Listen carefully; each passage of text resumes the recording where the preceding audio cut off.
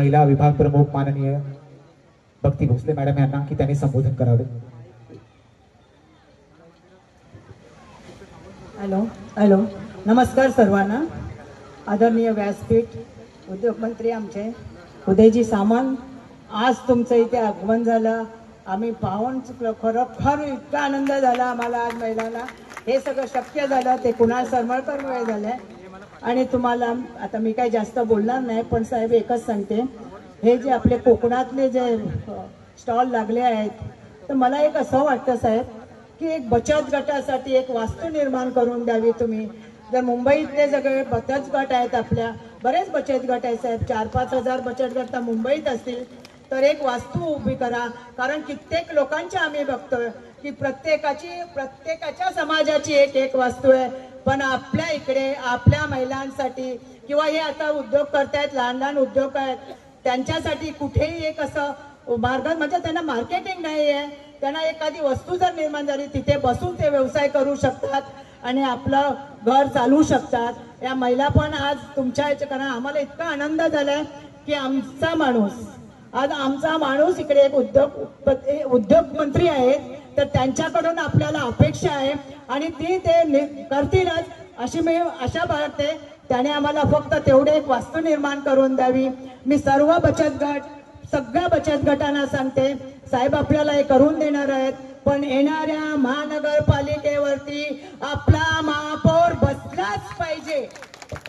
सर्वांनी आता कामाला लागा, कारण जास्तीत जास्त सभासद करा। करतोच आहे आपण, 60,000 सभासद साहेब कुणाल सरमळकर साहेबांच्या मार्गदर्शनाखाली आम्ही केले। कुणाल सारखा विभाग प्रमुख आम्हाला लाभला।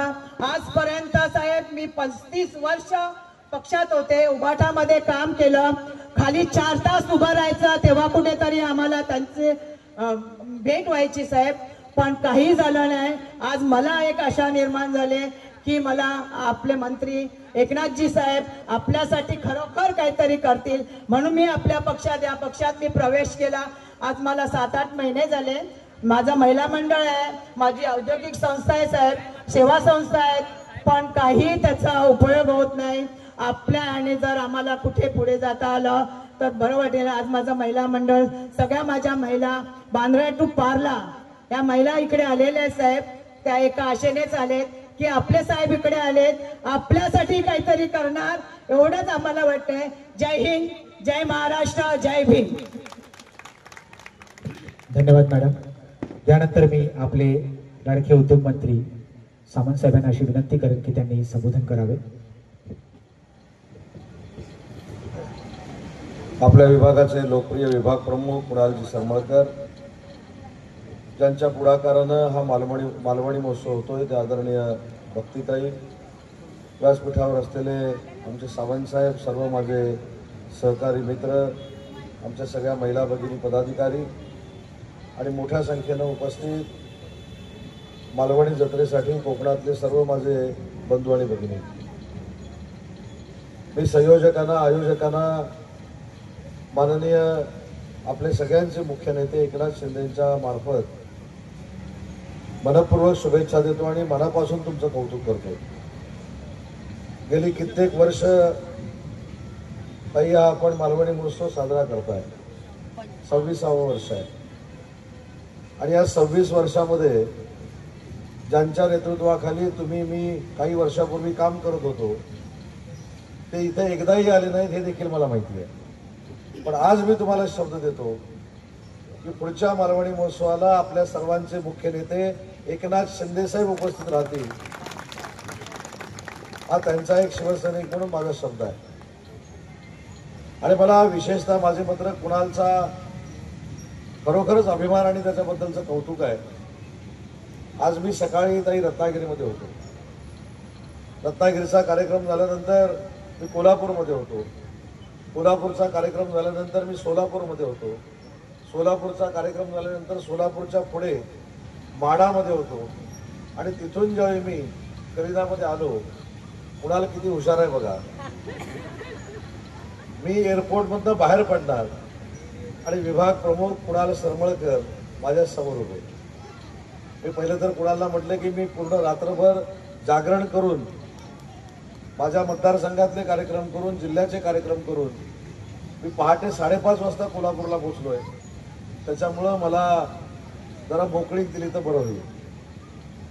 पण ऐकेल तो कुणाल कसला. ते म्हणाले, साहेब इथे MCA आहे, तिथं तुम्ही 1 तास विश्रांती घ्या आणि 7 वाजता माझ्या कार्यक्रमाला या. मला नक्की खात्री होती की 7 वाजता कार्यक्रम सुरू होणार नाही. पण कुणालच्या बाबतीत एक भावना आहे, मी देखील त्या भावनेमधनं कार्यकर्ता म्हणून गेलेला आहे. मंत्र्याचे बॅनर लावल्यानंतर मंत्री जर आला नाही तर त्याचं काय दुःख असतं हे माझ्यासारख्या कार्यकर्त्याला माहिती आहे. आणि म्हणून कुणालनं त्याच्या स्वभावाप्रमाणे हात धरून मला इकडे आणलेला आहे. सगळं श्रेय हे कुणालचं आहे. आणि अजून एक महत्वाची गोष्ट सांगतो, ज्या दोघांच्या मध्ये मी बसलेलो आहे ते दोघेही संघटनेसाठी अतिशय महत्वाची भूमिका या संपूर्ण परिसरामध्ये बजावत आहेत. आणि त्यांच्यामुळं विक्रमी सभासद नोंदणी ही शिवसेनेची होईल याबद्दल देखील माझ्या मनामध्ये शंका नाही. आता सावंत साहेबांनी सांगितलं की 3-3 तास तुम्हाला उभं केलं जायचं, 3-3 तास तुम्हाला थांबवलं जायचं. तुम्हालाच काय, जो खऱ्या अर्थानं कोकणाचा सुपुत्र होता, त्या मुंबई महानगरपालिकेचा महापौर होता, दुर्दैवानं ते आपल्यामध्ये नाहीत, त्या महाडेश्वर साहेबांना देखील वॉचमनच्या बाजूला 4-4 तास बसवलं जायचं ही यांची नियत आहे. आणि म्हणूनच या प्रवृत्तीच्या विरोधामध्ये जाऊन माननीय एकनाथ शिंदे साहेबांनी उठाव केला आणि आपण सगळे आज एकनाथ शिंदे साहेबांच्या स्वभावावर, त्यांच्या वागण्यावर प्रेम करून या पक्षामध्ये काम करतो. आज मालवणी महोत्सव आहे. काही परवा सिंधुदुर्गामध्ये एकनाथ शिंदे साहेब आहे. मालवणचं पाहुणचार घेऊ, ते 24 मासे खाऊ. तर मला असं वाटतं की कोकणानं वंदनीय बाळासाहेबांवर प्रेम केलं आणि त्याच्यानंतर जर कोणावर प्रेम केलं असेल तर ते बाळासाहेबांचा राजकीय वारसा पुढे नेणाऱ्या एकनाथ शिंदे साहेबांवर केलं. आपण 15 जागा लढलो महायुतीच्या. कोकणामधल्या 14 जागा जिल्ह्यातल्या निवडून आल्या. सिंधुदुर्गच्या सगळ्या जागा निवडून आल्या. रायगड जिल्ह्याचा मी पालकमंत्री होतो, 7च्या 7 आपण जागा जिंकल्या. रत्नागिरी जिल्ह्यामधले 5 जागा होत्या, त्यातल्या 4 जागा आपण जिंकल्या आणि 1 जागा फक्त आपण 1100 मतांना पराभूत झाली. ती का झाली, कशामुळे झाली हे सांगण्याचं व्यासपीठ नाही. पण तसं जर बघितलं तर 15च्या 15 जागा जिंकल्यामुळं मतदारांनी शिक्कामोर्तब केलं की वंदनीय बाळासाहेबांनंतर शिवसेनेचा विचार आणि खरी शिवसेना जर कोणाची असेल तर ती एकनाथ शिंदे साहेबांची आहे. हे मतदारांनी नुसतं कोकणात नाही तर पूर्ण महाराष्ट्रामध्ये सिद्ध केलं. आपण किती जागा लढलो? आपण 80 जागा लढलो. 80 मधले 60 आपले आमदार निवडून आले. म्हणजे आपला रिझल्ट हा 77% लागला. आणि बाकीचे लोक जे आपल्यावर टीका करतात त्या उभाठानं 100 जागा लढवल्या आणि 20 जागा त्यांच्या जिंकल्या. म्हणजे काटावर देखील पास झाले नाहीत. 20% फक्त त्यांचा रिझल्ट लागला. अशा नेत्याच्या पक्षामध्ये आपण काम करतो आणि त्या पक्षाच्या भूमिकेबद्दल आपण कायमस्वरूपी शिंदे साहेबांना आशीर्वाद देतो, त्याचं समर्थन करतो. आणि अशा पक्षामध्ये महिलांना देखील मान सन्मान आहे. मुख्यमंत्री माझी लाडकी बहीण योजना ही जी एकनाथ शिंदे साहेबांनी योजना महिला भगिनींसाठी आणली, ही योजना आपल्या सगळ्यांसाठी ऐतिहासिक ठरली. आणि त्याच मुंबईच्या महिला भगिनींसाठी बचत गटाचं मोठं दालन जर उभं करायचं असेल तर स्वतः आपले उपमुख्यमंत्री हे नगरविकास खात्याचे मंत्री आहेत, MMRDAचे मंत्री आहेत, सिडकोचे मंत्री आहेत, म्हाडाचे मंत्री आहेत. मी आपल्याला शब्द देतो की पुढच्या महिन्याभरामध्ये साहेबांबरोबर बैठकीचं आयोजन करून या मुंबई शहरात फक्त आणि फक्त बचत गटासाठी भवन कसं उभारता येईल यासाठी आपण सगळ्यांनी मिळून प्रयत्न करू. शेवटी आपल्याला ही यंत्रणा कोणासाठी उभी करायची आहे? माझ्या महिला भगिनींसाठी करायची आहे, कोकणातल्या लोकांसाठी करायची आहे, माझ्या रत्नागिरीतल्या लोकांसाठी करायची आहे, पालघरपासून सिंधुदुर्गपर्यंत या मुंबईमध्ये राहणाऱ्या सगळ्या माझ्या कोकणी बांधवांसाठी हे करायचं आहे. आणि म्हणून मला असं वाटतं की आपण सगळ्यांनी ताकदीनं भविष्यामध्ये एकनाथ शिंदे साहेबांचे हात बळकट केले पाहिजेत. एकनाथ शिंदे साहेबांचे हात बळकट करत असताना जोरदार सभासद नोंदणी केली पाहिजे. आणि सभासद नोंदणी करताना आमच्या मतदारसंघामध्ये उबाठा जरी आमदार निवडून आला असला तर त्याच्यापेक्षा 1000 पटीनं सभासद नोंदणी ही शिवसेना करू शकते हे आपल्याला दाखवून द्यायचं आहे आणि एवढंच आपण या ठिकाणी करावं. आणि अजून एक महत्त्वाची गोष्ट ज्याबद्दल मला खरोखर आनंद झाला, इथल्या सगळ्यांनी येऊन मला पुष्पगुच्छ दिला, पण त्याचं सगळं श्रेय कुणालचं होतं. पाईपलाईन झाली, ही पाईपलाईन काही मी केली नाही, ती कुणालनं केली.